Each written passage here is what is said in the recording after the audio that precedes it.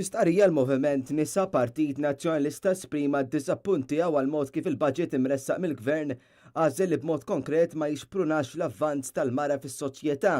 Dan għaliex ma tħabbret l-ebda miżura sabiex aktar nisa jiġu inċentivati biex jidħlu jew jerġgħu jidħlu lura fid-dinja tax-xogħol. Minkejja l-fatt li l-partiċipazzjoni tan-nisa fid-dinja tax-xogħol f'pajjiżna hija ta' 55% li hija 10 punti perċentwali anqas mill-medja Ewropea. L-MNPN qal li waqt li laqgħu b'sodisfazzjoni l-fatt li l-Gvern semma li se jindirizza l-fatt li jeħtieġ li jkun hemm rappreżentanza akbar ta' nisa fil-Parlament, l-MNPN jinsab diżappuntat għal fatt li ma ndirizzax ir-realtà tal-gender pay cap.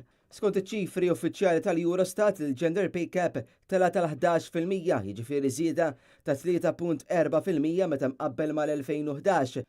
Għaldaqstant, l-MNPN appella lill-Gvern sabiex iżomm mal-wegħda tiegħu li jkun l-aktar gvern feminista u ma jinjorax aktar minn nofs il-popolazzjoni ta' pajjiżna li huma nisa u minflok jimplementa miżuri konkreti li jsaħħu l-irwol tal-mara fis-soċjetà u fid-dinja tax-xogħol.